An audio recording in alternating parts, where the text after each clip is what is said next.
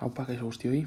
Bideo honetan hurrengo ariketa batziko dugu. Kalkulatu zenbat kobre atomo dauden metal horren 15 gramotan. Hau da, gu daukagu horrelako lagin bat edo zatitxo bat kupreskoa, bere masa izango da M 15 gramo, eta galdetzen digute aber zenbat atomo egongo diren hor. Hau izango da aurreko bideoetan landu ditugun ariketen nahaste bezalako bat. Zergaitik alde batetik ematen diguten informazioa, japuntatu dugu 15 gramo horiek izango dira masa, bai? Beste alde batetik masa molarra gu kalkulatu dezakegu, bai? Erabiltzen taula periodikoa, eta horrekin lortuko dugu falta zaiguna dela mol kopurua. Baina ariketak ez du eskatzen mol kopurua, baizik eta zenbat kobre atomo dauden. Baina gu baldin badakizkigu molak, ja zuzenean, jakin ditugu zenbat atomo zergaitik. Dakigulako mol batean horren beste atomo daudela, beraz mol kantitatea dakigunean, zuzenean, hiruko erregala erabiliz, jakingo dugu zenbat atomo dauden. Beraz, esan bezala, masa ematen digute, masarekin eta masa molarra orain kalkulatuko duguna taula periodikoa erabiliz, kalkulatu dugu mol kopurua eta ondorioz atomoak.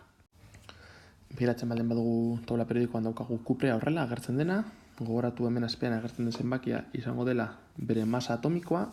Masa atomikoa kuprearena izango da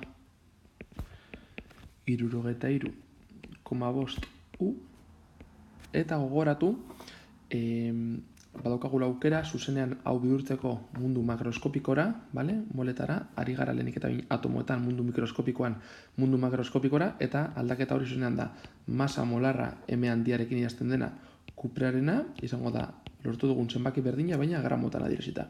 63,5 gramo.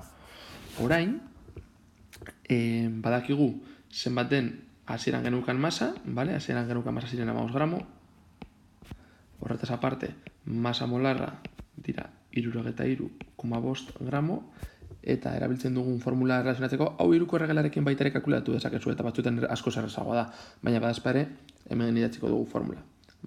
Masa da atomo kopurua bider masa molarra. Kasu honetan, bakantzen baldin badugu nahi duguna izango dela N, N izango zen M zati M.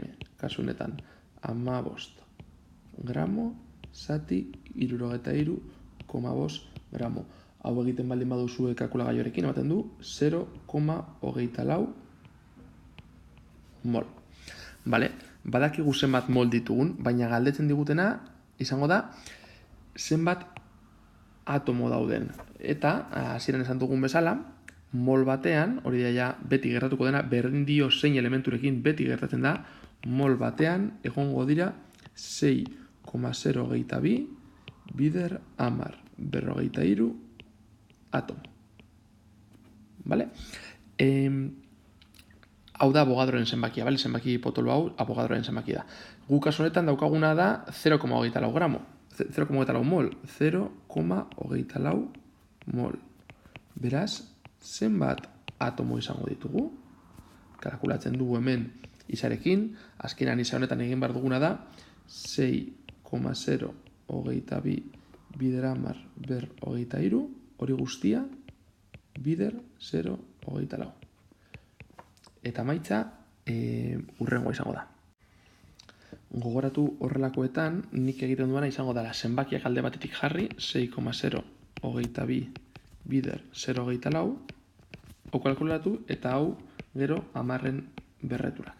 Kalkulagailuarekin egin dezakezu zuzenean, berdin dio. Honek ematen du, hau egiten baldin baduzue, izango da 1,45 bider 10^43.